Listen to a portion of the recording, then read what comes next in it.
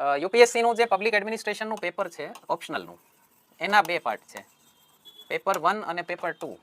તો પેપર 1માં છે ને એ કોર એડમિનિસ્ટ્રેશન જ પૂછેલું છે, એટલે એમાં મેનેજમેન્ટના બધા લક્ષણો તમને જોવા મળે. જેટલા બીકોમ બીબીએ વાળા છોકરા હોય ને એ આ બધું ભણ્યા હોય. પહેલા પાર્ટમાં શું આવે, થિંકર્સ આવે, એની ડેફિનેશન આવે, પછી મેનેજમેન્ટના બધા લક્ષણો, ઓર્ગેનાઇઝેશન કેવું હોય, કમ્યુનિકેશન ને ઓકે, પછી ઓર્ગેનાઇઝેશનલ બિહેવિયર ને એ બધું આવે. પેપર 2માં છે ને એ લોકો પૂછે છે યુપીએસસી ઇન્ડિયન એડમિનિસ્ટ્રેશન.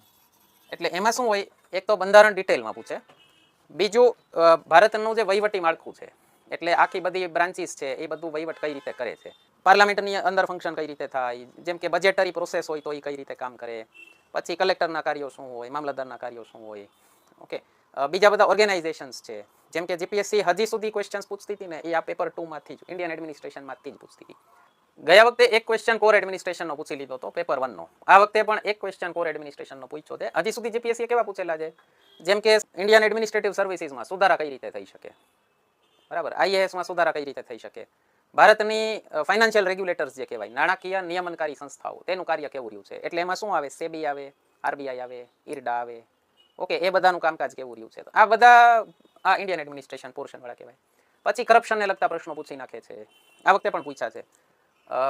જાહેર સેવકો કામ નથી કરતા એવી એક લોકોની માન્યતા, ડિટો ક્વેશ્ચન પૂછેલો. બધા પાસ્ટ યર્સના